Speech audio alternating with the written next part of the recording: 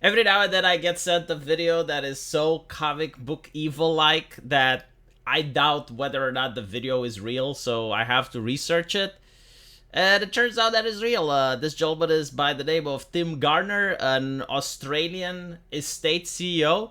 And he doesn't mince words. He just says things the way he believes them. So let's listen to him. We need to see unemployment rise. Unemployment has to jump 40, 50% in my view. We need to see pain in the economy. We need to remind people that they work for the employer, not the other way around. I mean, there's been a systematic change where employees feel the employer is extremely lucky to have them, as opposed to the other way around. So it's a dynamic that has to change. We've got to kill that attitude, and that has to come through hurting the economy, which is what the whole global, the world is trying to do. The governments around the world are trying to increase unemployment to get that to some sort of normality. And we're seeing it. I think every employer now is seeing it. I mean, there is definitely massive layoffs going off. People might not be talking about it, but people are definitely laying people off, and we're starting to see less arrogance in the employment market, and that has to continue because that will cascade across the cost balance. I really love it because I'm pretty sure this gentleman has like all of the ESG policies, like he talks about the correct social issues. Well, not him personally, but like his companies, right? Like where he works at. They probably talk about, yes, we need more diversity. We need to make sure that we're more inclusive and we protect the environment. And by the way, those workers, like they're so arrogant, aren't they? Like we need to put the pain on them. We need to rise unemployment. And I find it interesting that he actually like just flat out says, but it's obvious, like this is what the world governments are doing. Like they're making the economy worse. And it doesn't make sense when you're looking at it. Like you're thinking, why are they printing so much cash?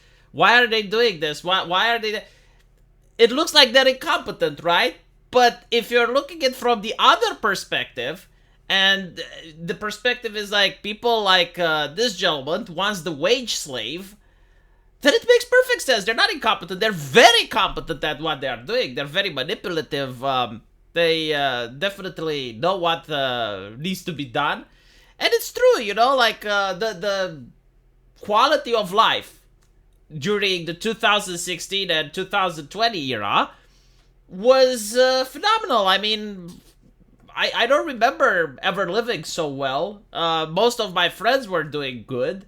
And yeah, like many people had this ability of just telling the employer that, hey, if you don't want me, then I'm going to work somewhere else, or I'm going to start my own business. And these individuals, they don't like that, right? Like the CEOs, the rich people, they don't enjoy that. It's like, what do you mean? Like, I don't get to keep this talented person. Like, no, this talented person gets to work for me, gets to be happy that he works for me, and doesn't get to say shit because unemployment is high. And if he doesn't do what I tell him, then good luck finding another job. So there is pressure from the private sector, as we saw with people like Tim Garner. Like, there is pressure in order to get politicians to fuck up the economy in order to get people into the wage slave mentality. I mean, all these ESG policies now suddenly make sense, don't they? Like, think about it. The metaphor of living in the pod, eating the bugs, being constantly monitored. What they're basically trying to say is that you need to know your place, that there are people monitoring you, so, like, you're not the big shot, right? You're not independent. Like, you're always being watched, basically. So, like, be a good underling and do what you're told. And the second one is to get used to a humble lifestyle. The same lifestyle that a medieval peasant used to have. You need to get used to that as well. And, like, think about the psychological impact. Like, you're going to your office, right? Big open office that you'd probably hate now. But think about it. Big open office, everything is clean. Bright windows that they can see through. And you got that on one hand, and then when you return to your home, it's like this one-room messy apartment. And the psychological impact is that it's better to be at work. It's much more open air, much more beautiful, much more pleasant, than to be in your little pod. So, it kind of makes sense when you're looking at it this way, right? Like, it's not about improving your life. It's not about raising your standard of living. It's about lowering yours so that it can raise his. But like, what's more interesting is that it's not just lowering yours. It's lowering the quality of life of so many people just to lift the quality of life of his and probably a few others. Because, like, notice how all of these environmentalist regulations, right?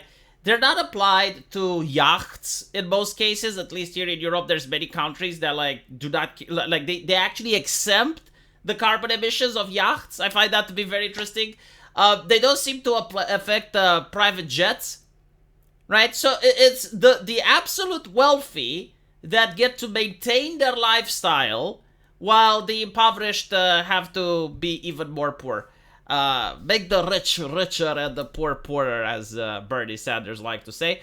And there is some truth to that, right? I don't think like the solutions of Bernie Sanders are accurate, but like it is happening, and I do believe that one of the things that the establishment hates the most is when the left and the right joins together. Like, that terrifies them, scares them a lot. The only time that happened in recent history is with the short selling of the GME stocks. The apes were definitely left-leaning and right-leaning people, and you saw how immediately the banks panicked. Occupy Wall Street was another example. So that's why they constantly have to divide the public.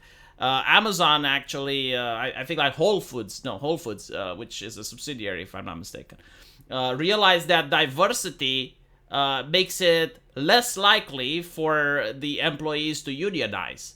Because it turns out that John and Juan make very good friends, and they don't really have anything against each other while at the workplace. Unless the HR lady comes in and says like, hey, Juan, don't you think that John is oppressing you, and actually never look up to the corporate boss? Just realize that it's your other employees that are the problem, and there's a whole racial aspect to this. And this is why they're pushing this. Like, this is why they constantly push for the social divide. It's a tactic that they use in prison, especially in California. Yeah. Like, they do play the race card. Notice how they never talk about abolishing racism for prisons. And the reason is, like, there's more prisoners than there are guards. And obviously, the lifestyle of a guard is far superior to that of a prisoner. So they're afraid of the prisoners rioting against the guards. But if you look at most prison riots are happening, and it's the prisoners themselves that fight with each other, right? Like, it's not like the prisoners versus the guards. And this is by design. This is planned so that the prisoners have grievances and they hate each other, and they're constantly doing this.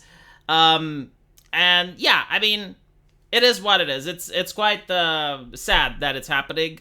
But it's rare to actually see someone in a position of influence come out and just say things the way they are, right? And it all makes sense. Let me know what you guys think, and as usual, I will see you in the comment section. Take care.